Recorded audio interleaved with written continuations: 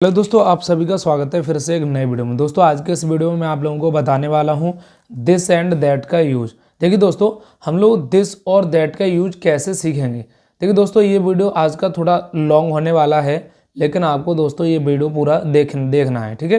देखिए दोस्तों, जो दिस और दैट होता है, हम इसका यूज कैसे करेंगे और इसके साथ हमें क्या लगाना है क्या नहीं लगाना है, इसके हम लोग सारे यूज आज अच्छे से सीखेंगे। देखिए दोस्तों, जो दिस होता है, दिस का जो अर्थ होता है, जो दिस का अर्थ होता है वो होता है दिस का अर्थ यह। दोस्तों दिस का अर्थ क्या होता है, यह होता है। और वैसे ही जो दैट का अर्थ होता है वो होता है वह, यानी दिस माने यह होता है और दैट माने वह होता है। देखिए दोस्तों, जब हम इनको बना रहे होते हैं ऐसे सेंटेंस को, जैसे यह एक घर है, वह एक गाड़ी है, यह एक जंगल है, वह एक भैंस है, तो दोस्तों ऐसे सेंटेंस को बनाने के लिए हमें सबसे पहले क्या करना चाहिए। देखिए दोस्तों, यहाँ पे लिखा है दिस और यहाँ पे लिखा है दैट, तो सबसे पहले आपको यह पता होना चाहिए कि यह की अंग्रेजी हमें दिस लिखनी होगी और वह की अंग्रेजी हमें दैट लिखनी होगी। तो हमें क्या करना है, देखिए दोस्तों, ये दिस और जो दैट होता है ये दोनों सिंगुलर में काम आता है। जैसे यह एक किताब है, तो किताब सिंगुलर सब्जेक्ट है, किताब सिंगुलर नाउन है, तो हमें दिस और दैट इन दोनों के साथ हमें इज का यूज करना है। किसका यूज करना है, हमें इन दोनों के साथ हम लोगों को इज का यूज करना है। अब देखिए, अब बात ये आती है कि हमें ए कहाँ पे लिखना है, जैसे ए कहाँ पे लिखना है और हम लोगों को एन कहाँ पे लिखना है। अब ये बात आती है, तो देखिए जैसे अगर मैं यहाँ पे एक सेंटेंस लिखूं, जैसे यह एक घर है, ठीक है, यह एक घर है, तो ऐसे सेंटेंस को हम कैसे बनाएंगे। यहाँ पे लिखा है यह एक घर है, तो देखिए यह की अंग्रेजी मैंने अभी आपको बताई, यह की अंग्रेजी होती है यह की अंग्रेजी क्या होती है, दिस होती है। तो यह की अंग्रेजी सबसे पहले आपको लिखनी पड़ेगी दिस, ठीक है, यह की अंग्रेजी दिस। अब देखिए यहाँ पे लिखा है, तो हमें मैंने बताया यह के लिए हम क्या यूज करना है, इज यूज करना है। तो दिस के बाद आपको यहाँ पे लिखना है इज, ठीक है। अब कितने घर हैं, एक घर, तो दिस माने यह, इज माने है, एक घर, तो यहाँ पे आपको लिखना होगा ए माने एक और होम माने घर। अब देखिए यहाँ पे दोस्तों ए लिखा गया है और अब हमें एन कहाँ पे लिखना होगा। तो देखिए जो हमारी यहाँ पे जो वर्ड मीनिंग लिखे आएंगी, जैसे यह एक घर है, वह एक संतरा है, या फिर यह एक सेब है, तो देखिए सेब की जो अंग्रेजी होती है वो APPLE होती है, ठीक है। अब देखिए यहाँ पे जो एप्पल में जो लिखा गया है पूरा वर्ड, तो पहला अगर हम इसमें अक्षर देखेंगे तो पहला अक्षर इसमें ए लिख के आया है, यानी कि हमारा वॉवेल है। तो देखिए दोस्तों, वॉवेल्स हमारे कितने होते हैं, देखिए वॉवेल हमारे 5 होते हैं, AEIOU, और इनसे जो वर्ड मीनिंग यहाँ पे स्टार्ट होगा वहां पे उससे पहले आप लोगों को एन लगाना है। अगर यहाँ पे पहला लेटर वॉवेल नहीं है, कॉन्सोनेंट है, तो आपको ए लिखना है। अगर पहला लेटर यहाँ वॉवेल है तो आपको एन लिखना पड़ेगा। फिलहाल दोनों का मतलब एक होता है, लेकिन इन दोनों की कंडीशन अलग अलग होती है।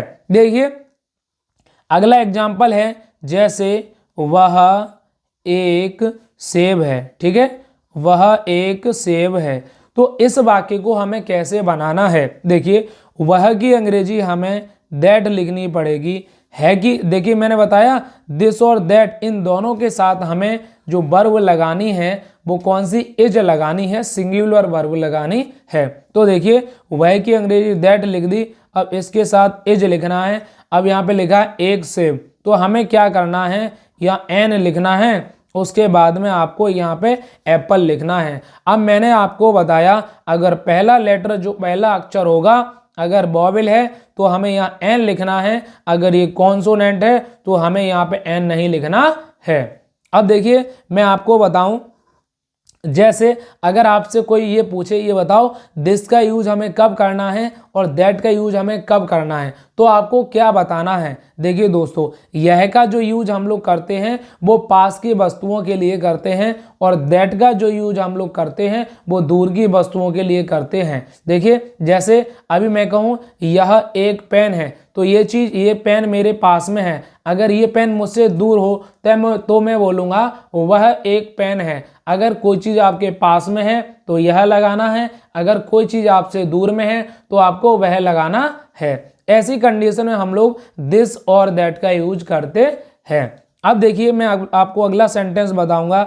जैसे वह एक छाता है, वह एक छाता है। तो ये वाक्य आपको कैसे बनाना है दोस्तों, वह की अंग्रेजी में आपको बता चुका हूँ, दैट लिखना है और इसके साथ इज लिखा जाता है। तो एक छाता, तो एक की अंग्रेजी आपको क्या लिखनी है, एन लगानी है, जैसे हम लोगों ने यहाँ पे लगाई थी। और अम्ब्रेला की अंग्रेजी आपको लिख देनी है। ठीक है, अम्ब्रेला की अंग्रेजी आपको लिख देनी है। अब देखिए अम्ब्रेला का जो पहला लेटर है वो वॉवेल है, यानी AEIOU, तो यू यहाँ पे वॉवेल है, इसकी वजह से यहाँ पे एन लिखा गया। और मैं आपको बता चुका हूँ ए और एन दोनों का मतलब एक होता है।